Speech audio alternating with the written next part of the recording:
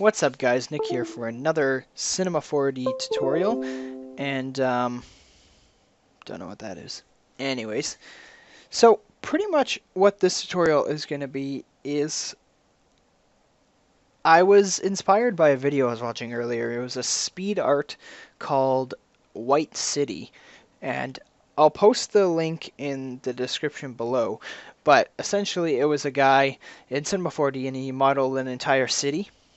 And he just used different little buildings like this, and he used Ambient Occlusion, which I'm using right now, to get this effect with a flat white texture.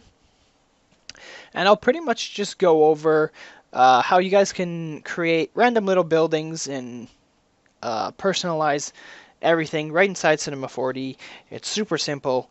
It's not as difficult as many think it would be, but if you don't know most of the render settings and some of the little modeling techniques, it gets a little bit tricky, but we'll cover all that right away. So essentially, first thing that I did is I just put a plane down. That's all I did. I threw a plane down. I made a 1000 by 1000. I can make it bigger, I can make it smaller. It doesn't affect anything in the scene. And then I threw a physical sky, which gives it this nice kind of warm sun effect with these shadows. You can actually, within the physical sky, set the time and the location, so you can it has a like a simulated sun, so the later the darker it gets, the warmer it gets, and then it gets black and the shadows change with where the sun would actually be in real life. So that's a very neat feature with inside of Cinema 4D, this physical sky. And what I did is I created a texture here. It's just a white texture, straight white, all the way to the top left corner. And I just changed, and then under this one, I think this is what the default one actually is. Yeah, so that's all I did is I unchecked reflection on my material, and I just made a white material. And then when you come into your render settings, all you need to do is add Ambient Occlusion and Global Illumination. That's the only two things I've done. And you get this very nice kind of clean white look. I don't know, I really like this look a lot. But enough rambling on about that kind of stuff. Let's hop in to how to make random buildings and just kind of personalize whatever you want. So in the beginning, I threw a bunch of cubes in, and I just sized them all differently. So, and I lined them all up on the axis here. I believe this is the x-axis.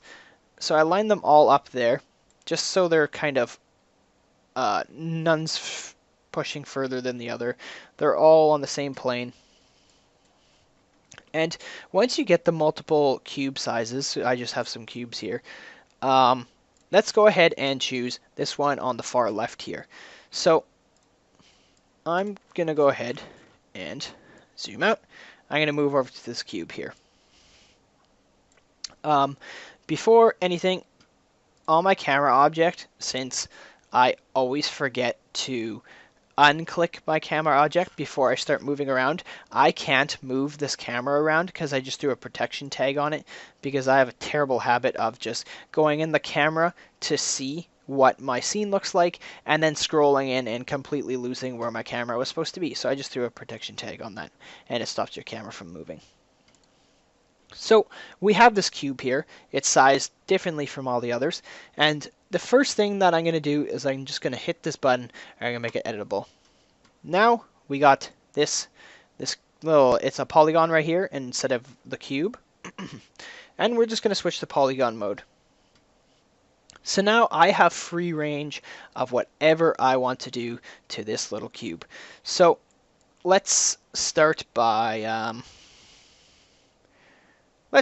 trying to give this cube a different look than most of the other cubes. So let's go with the, I'm actually going to go with the edge mode. I'm going to select this edge right here. I'm going to come in. I'm just using the different viewports. It makes it a little bit easier for me to see.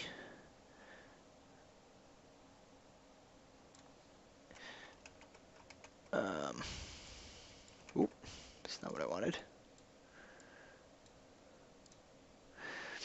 Sometimes it is difficult to get the edge, and when it's on the edge, sometimes the move tool is on an angle. So I just selected the points, and I'm just gonna lift this corner up. You know what? We're gonna do the opposite side. I'm gonna like the opposite side better, so I'm gonna grab my selection tool, select this point, select the other point, and now I'm just going to raise this building up just to kind of give it a different shape than the others. Perfect. So I'm going to go back into polygon mode, and I'm going to select the roof, and let's say I wanted to kind of give this a roof indent. So I can right click and come to inner extrude, and as I click and drag, the polygon gets a bit smaller. So I don't want too much, I just want this little edge here. So now when I right click again and go extrude, I can extrude this part of the roof back into the building. So now when I come back here and I render, you can see right away that our little building here has some nice shading from the sunlight. It has some nice shading from the ambient occlusion on this side of the building and in these tiny little corners. So right away, it's looking very nice.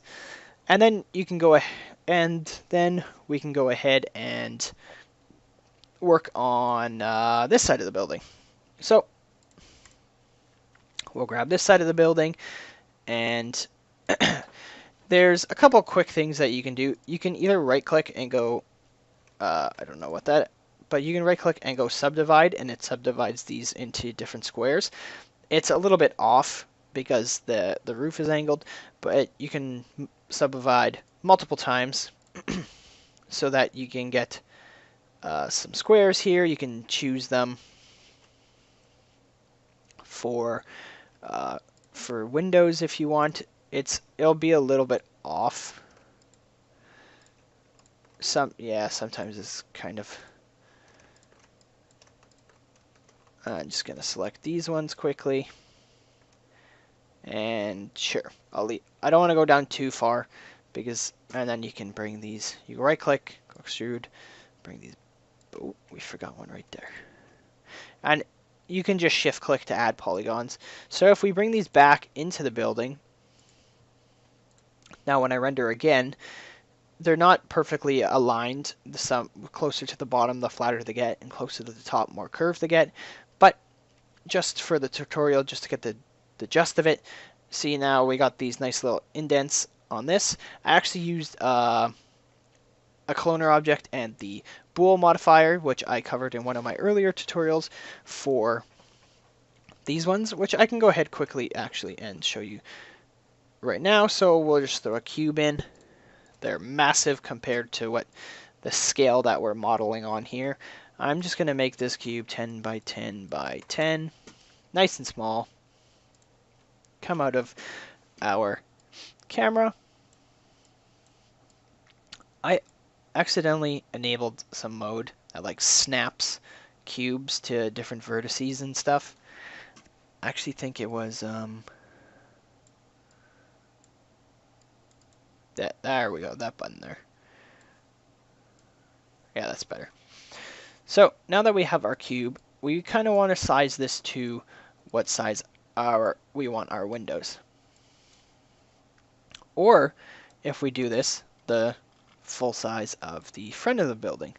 So let's say I do Let's make this a little bit taller, like so. And we just want this just to go inside of the building, which we can adjust the depth for our bool object. And I'm just going to copy and paste. Actually, we'll do the modifier, the cloner. So I'm going to drop the cube into the cloner, and I'm going to switch it to. Actually, we only do need the linear, so that's really nice.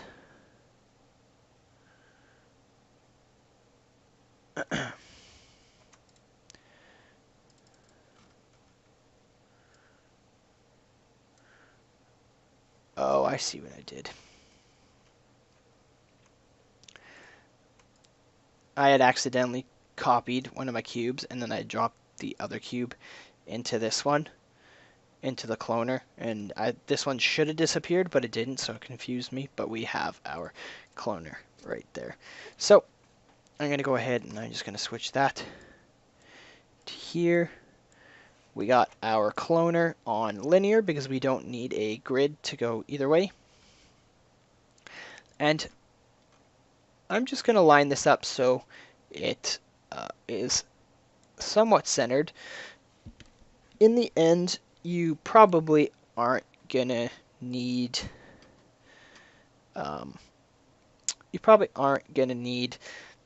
everything to be perfect, because there's going to be so much that, well, it depends how much you want to model, but in my case, I'm trying to make a tiny little city, so if I made a mistake on this corner of my stadium, do I really think somebody is going to notice a tiny little corner on the thing, or whatever I did wrong? But either way. So if we come back to our cloner object here, we have our cube and our building. So let's get a bool modifier, which is here. And I'm going to drop the cloner in first. And then I'm going to put the actual building above the cloner. And now when we go ahead and render, you can already see in the render view that we have these nice little indents into our building now. And they kind of look like windows. So that's always nice. And this building is sloped upwards, so if we want to take this one step further, we can add a step modifier to make these bigger and bigger, which with each step. So if I just crank up the Y value under our step modifier, because I had the cloner selected when I added the step modifier, it automatically applied it. So when I crank this value up, now every cloner down the line is going to be 0.7 bigger. So if we make this 0.7, yeah, it makes it 0.7 bigger. So now when we render it,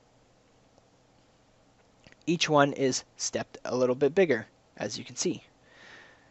Now, because the Y value is up and down both, it is also making it bigger going into the ground, so we can pretty easily fix this by just making it the same for all of them and lowering down the first cloner into the ground so that all of them go to the ground like so. So this is pretty much all I'm doing to get these different buildings. And you just add squares, you subdivide, you extrude, you just constantly change everything, and every single building is different. You can make a series of buildings. So let's say you make let's say I were to make these buildings here, so that's 6 buildings. I could put these buildings into a cloner and then randomize it on this plane so that these buildings are just copied over and over in random locations. So there's a bunch of stuff that you can do, but this is all I'm doing for creating these buildings. Just using some basic modeling, some ambient occlusion, and just a few little render settings. It's nothing fancy. It is very time consuming. I have a bunch of tiny little squares and tiny little details that I try to work on. Attention to detail is key. Like we got these tiny little rooftop unit kind of things, and just indents for doorways. I got this little water tanker. I even put these little braces here supporting this canopy kind of hangover above the big doors for our stadium. So yeah, so you can just use this modeling technique for anything, but I'm using it for buildings. But this ambient occlusion white material render is a very nice one. I like it very, very much. I find it super clean, and it gives it super nice shadows. But anyway, guys, I'm not going to ramble on forever. I hope you liked the tutorial, and I will see you guys all next time. See ya.